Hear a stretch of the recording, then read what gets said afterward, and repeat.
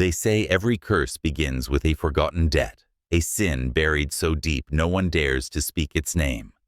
But the Murphys, they paid that debt in blood. Not once, not twice, but 4 times, each son dying at the age of 21, as if some unseen clock struck down their legacy with surgical cruelty. This is not a ghost story. This is a record scratched out of the family Bible by hands that trembled with shame and silence. A lineage shattered one son at a time in a pattern so precise it felt designed in the far shadows of rural Ireland before they ever stepped foot on American soil. The Murphy name already bore a weight. There were whispers of land seized in darkness, of a pact made on a storm-lashed hill. The family priest reportedly refused to bless their youngest after a mysterious death on the property, and when they arrived in Pennsylvania, it was as if they brought that shadow with them, not just in stories, but in bone and blood and birthright. The eldest son, William, strong, honest, and set to inherit the farm, fell dead at exactly 21. The doctor wrote heart failure, but the body bore no signs, no struggle, no sickness, just cold, still silence, like something had drained the life out of him. Years passed, and then came Thomas, a soldier, disciplined, determined. Dead on his 21st birthday, from a fall that no one saw. No bruising, no break. Just collapsed in the barracks with his eyes wide open, staring at something no one else could see.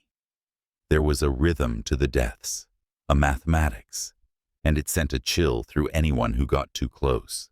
By the time the 3rd son, Michael, began to approach that cursed number, his mother would wake screaming every night at 3, saying she saw her boys at the foot of the bed, saying they were warning her not to fight it, that the debt was due.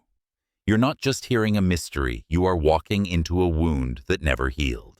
By the time Michael's 21st birthday loomed, the Murphy house had turned into a shrine of dread. Mirrors were covered. Clocks stopped at the hour of William's death. The youngest child Nora spoke to, shadows as if they were family, and her drawings, always 4 coffins, always the number 21 etched in red. Their father, Patrick, stopped speaking altogether. He would sit for hours on the porch with a shotgun across his lap, and a Bible with every page ripped from Revelation to the end, as if he already knew what was coming, as if the world had already ended for him 3 times. Michael tried to escape it. He fled to Chicago 6 months before the cursed date, cut ties with the family, changed his name, tried to drown the past in cheap rooms and dirty jobs. But the curse didn't care about geography. It found him. Just after midnight on his 21st birthday, collapsed in a stairwell, eyes wide, no signs of trauma, no drugs, no alcohol, no heart defect, no answers, just silence. Another perfect death. And that's when the theories began to spread, not among the public, but quietly among certain circles. A retired bishop once wrote to a colleague that he had performed an unapproved rite over the Murphy farm in 1892. He claimed something had been sealed under the property. Not a demon, not a ghost, but an ancient oath, a spiritual lien placed upon the bloodline itself, a generational punishment for a betrayal no one alive could remember. There was also mention of the banshee, but this was different. This wasn't a warning. This was collection. Like something was owed, and 21 was the payment date, and still, they had 1 son left. John, the youngest, quietest, most haunted of them all, raised in a house soaked in death, in silence, in ritual. He knew what was coming, and unlike the others, he didn't run, but what he did changed everything. John Murphy was 17 when Michael died, old enough to understand the pattern, young enough to wonder if fate could be broken. He stopped sleeping, started keeping journals. He would sit in the attic surrounded by the clothes and photos of his dead brothers, as if studying them could unlock the next move in a game he never agreed to play. He wasn't afraid of death. He was afraid of meaninglessness, that all of it might be coincidence, that his family had suffered for nothing. But the deeper he dug, the more he realized there was design in the suffering. A blueprint written in ritual and grief. He found his grandfather's journal, hidden beneath a floorboard in the barn. Inside were entries that chilled him. Mentions of a sacred tree back in Ireland, a place where the first Murphy ancestor had taken something that did not belong to him. It spoke of a blood price, a pact sealed in soil and silence, and the final warning. One day, the debt will pass to the first generation born on foreign land. The sons will not see past 21 unless the circle is broken. John copied every word. He traveled to the old church archives, read through birth records, land deeds, newspaper clippings, anything that smelled of ash and secrets, and he began to see something terrifying. Every family connected to that stolen land back in County Kerry had suffered bizarre generational loss. Fires, plagues, vanishings. But the Murphys, they were the only ones who ran, and the only ones who lost all sons. The closer he got to 21, the more he stopped being a boy. He wrote letters to local clergy asking for forgotten rites. He visited the graveyard every night, leaving offerings at the stones of his brothers. He whispered apologies to the trees. But the house resisted. Crosses would fall from the walls. The family dog went blind overnight, and Nora, she woke up one morning with the number 21 scratched into her arm. No blood, just scar tissue, as if it had been there since birth. And then, on the night of his 21st birthday, John disappeared. No body, no trace, just a final journal entry. The curse ends tonight. The journal was found under John's bed, its final pages smeared in ash and something darker. The handwriting had changed, sharper, more frantic, as if someone or something else had taken the pen. The last entry, written just minutes before he vanished, read like a confession and a ritual mixed into one. I no longer believe this is about death. It is about silence, about the price of forgetting. Each of my brothers died, not because they were cursed, but because they obeyed. They did not speak the truth aloud, and the truth rots when hidden. It must be named, it must be fed. What truth, what was so dangerous that generations were sacrificed just to keep it quiet? John's words hinted at something more than ancestral guilt, more than stolen land. He wrote about watchers, not spirits, not demons, but something ancient, rooted not in folklore but in system. He described waking dreams, of being pulled beneath the earth, of hearing voices that spoke in numbers, patterns, commands. He said the number 21 was a key, a countdown, a clock face that, when completed, opened something. Not a door, a vault. The handwriting stops, abrupt. As if he was taken mid-thought, his disappearance shattered what was left of the Murphy family. His mother, Nora, was found days later in the attic, unmoving, still breathing, murmuring a song that no one recognized in a language older than Gaelic. Her fingers kept tracing a circle on the wooden floor, over and over, until they bled. Authorities called it a runaway. But the town knew better. The priest refused to speak about it, and the local paper ran a story that never mentioned John's name, as if he had never existed. But someone knew, because 3 weeks later, a package arrived at the church, wrapped in oilskin. No return address. Inside, a lock of hair, a single red candle, and a folded note with 4 words. It is not finished.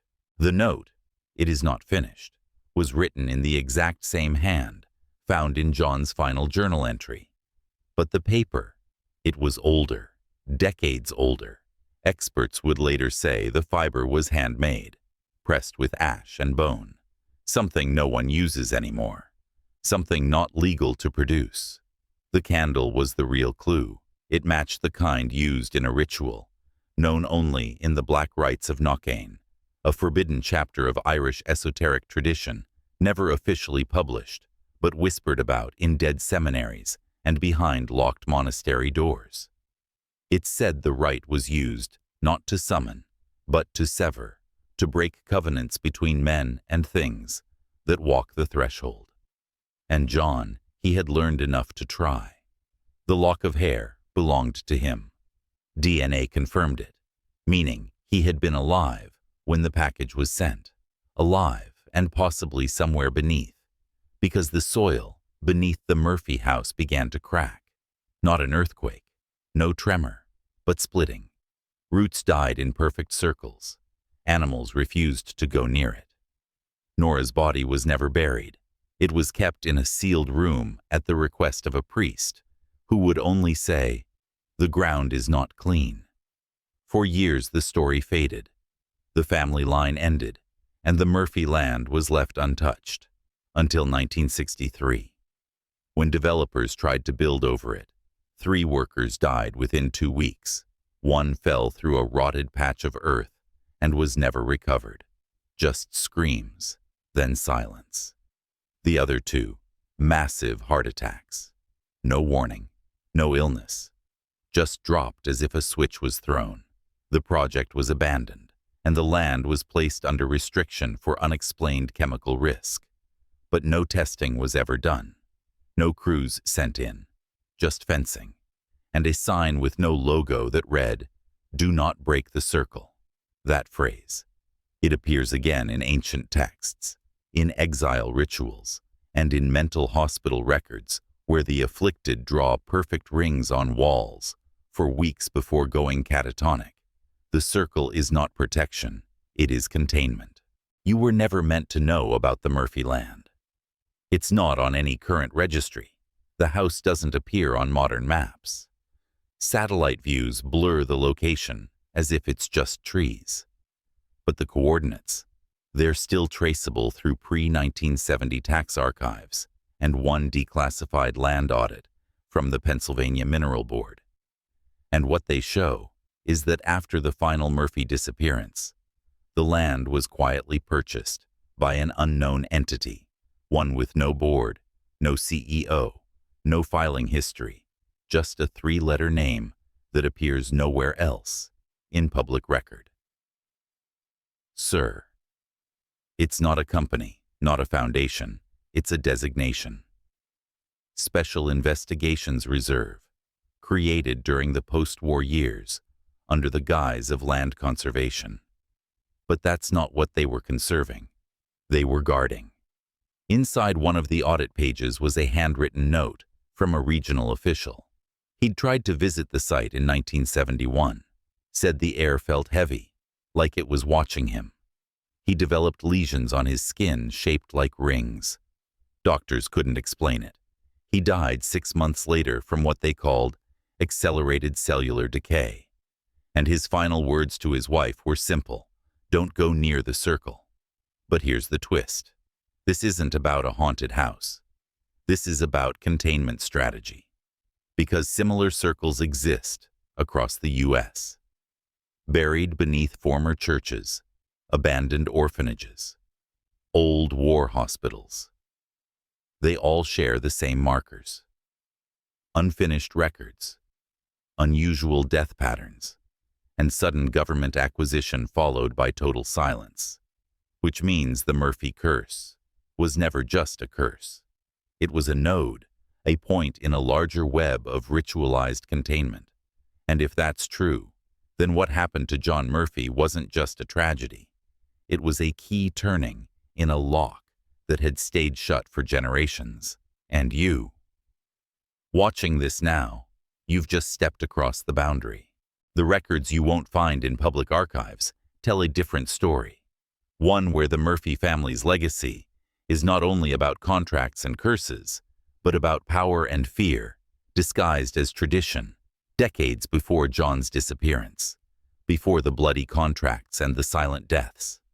There was a pact, not inked in paper, but sealed in blood and secrecy by men who understood that control over the immigrant labor force meant controlling the future.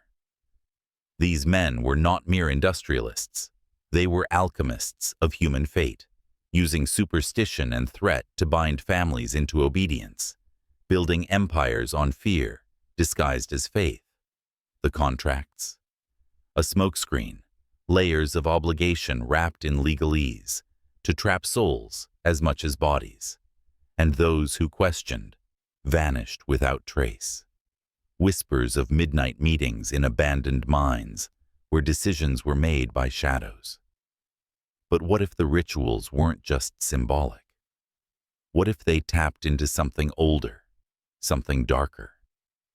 In old Gaelic lore, blood pacts were more than promises. They were keys to doors between worlds, opening passage for forces that feed on sacrifice and silence. The Murphy family paid that price, generation after generation. But one line remained unbroken, a line of resistance, a spark in the darkness. John was that spark. And his disappearance wasn't failure.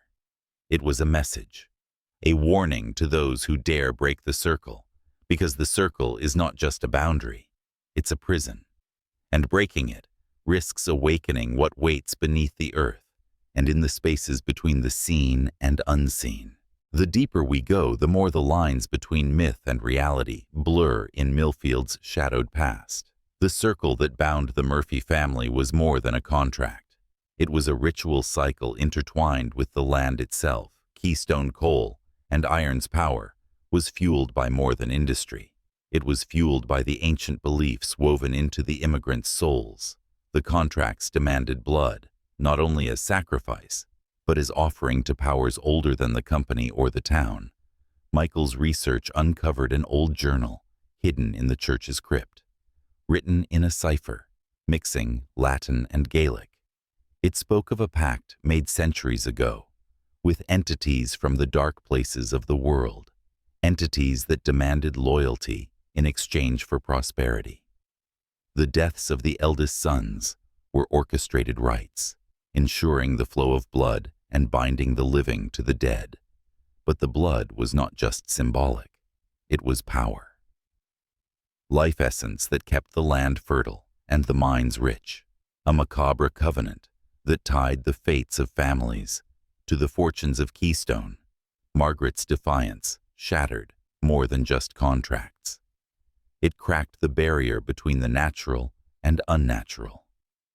Her fight was against men and against something else, a force lurking beneath the earth's surface, watching and waiting. The town's old well, long forgotten and sealed, was said to be a gateway, a place where the company's founders met the shadows and made their bargains. Each death was a message, a toll paid to keep the darkness at bay. But breaking the pact threatened to unleash it. And so the curse of Millfield was not just greed or cruelty. It was a warning carved in blood and fear that some debts can never be escaped and some darkness never fully banished. As the Murphy family's resistance grew more desperate, the darkness of Millfield seemed to gather like a storm ready to break. Michael's bold confrontation with Josiah Bentley was only the beginning. Bentley's death sent ripples of fear through Keystone's ranks.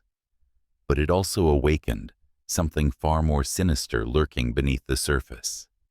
Father Omali's discoveries revealed the church's complicity, its sacred halls shadowed by secrets and lies. The ledger hidden behind the sacristy wall was a testament to betrayal. Religious blessing twisted into chains of servitude and death. The church had become both sanctuary and prison, a place where salvation was bartered for silence, where prayers masked contracts signed in blood.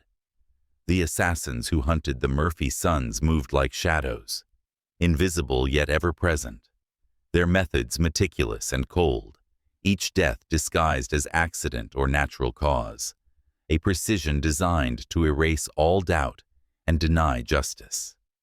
But the greatest weapon against the conspiracy was the truth. Margaret and Father Omali's plan to expose the contract network was a beacon in the darkness. They rallied other families, gathered stories and proof, building a case to bring down an empire built on fear. Michael's refusal to flee or hide was reckless but vital. His courage galvanized the community, turning whispered fears into a public reckoning. And then the final confrontation came, not in silence, but in the town square of Cedar Falls, where the legacy of Millfield would be tested. The day of reckoning dawned cold and sharp over Cedar Falls. Patrick Murphy Jr.'s 21st birthday was no ordinary celebration. It was a defiant stand against the shadows that had stalked his family for generations. More than 50 armed supporters gathered. Loggers, miners, and labor activists united in purpose. The atmosphere crackled with tension and resolve. The assassins appeared as they always did, dark coats blending into the crowd, intent clear in their eyes. But this time, they faced not a lone victim, but a wall of vigilance and fury. The would-be killers were swiftly overwhelmed, captured alive, and exposed under the harsh light of justice. Their confessions peeled back the veil on a sprawling conspiracy, a network of industrial exploitation spanning 12 states. Their testimony ignited a firestorm of investigations. Industrialists once untouchable faced the law. Families shackled by hereditary servitude found their chains broken. This victory was not just for the Murphys, but for countless others, trapped in silent suffering. The federal court's nullification of the original contracts in 1889 was a landmark moment. It reshaped labor law and redefined justice for workers across America. Patrick Jr.'s survival was a beacon of hope.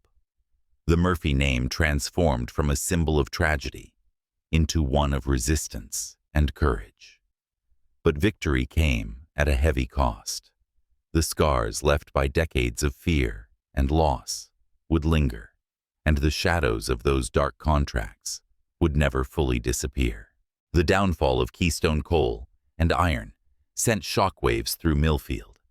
The town itself began to crumble without the company's iron grip. Families scattered seeking new beginnings. The ghosts of suffering lingered in the empty streets and ruined buildings. The cemetery where Patrick and Thomas Murphy rest became overgrown and forgotten. Yet those 7 graves stand as silent witnesses to lives cut short by greed and fear, a grim monument to a system built on human sacrifice. Dr. Ezra Caldwell's journals became a key to unlocking similar dark conspiracies elsewhere. His records exposed the brutal methods used to hide murder beneath the guise of accidents. Mining safety and labor laws evolved thanks to the painful truths he documented. Lives were saved because the Murphy family refused to be silenced. But the fight was far from over. Retaliation against the Murphys was relentless. Death threats, vandalism, and physical attacks sought to crush their spirit. Margaret's mysterious illnesses and Brendan's harassment made it clear the past haunted them still, forced to abandon everything they knew. The Murphys fled west to Oregon, seeking freedom in the wilderness. Yet even in new lands, the shadows followed. Their story a haunting reminder that evil adapts and survives. The Murphys arrived in Cedar Falls, Oregon, a small logging town nestled in the Cascades. Here they found hard, honest work free from the suffocating contracts of Keystone Coal and Iron. Michael rebuilt his life quietly as a timber cruiser, living cautiously with Sarah Donnelly. Their children brought new hope, but the past still cast long shadows. Brendan grew into a respected schoolteacher and principal, seemingly free from the curse. But the nightmare was far from over. When Patrick reached his 16th birthday, strange dreams and obsessions began to grip him. He delved into the family's dark history against his father's wishes. His relentless search uncovered the wide web of industrial exploitation, a system that used immigrant families as disposable tools for profit. Many families remained trapped even after fleeing their original homes. The company's reach stretched far and wide. As Patrick's 21st birthday approached, the family sensed the deadly pattern returning. Strangers asking questions, unexplained accidents, and the feeling of unseen watchers. But this time the Murphys were prepared. With allies in the labor movement, they devised a plan to confront the darkness head-on. On March 15, 1888, Patrick Murphy Jr. celebrated his 21st birthday in Cedar Falls, the main square filled with over 50 armed supporters, loggers, miners, and labor activists, united. Reporters from 3 newspapers documented this bold demonstration against industrial violence.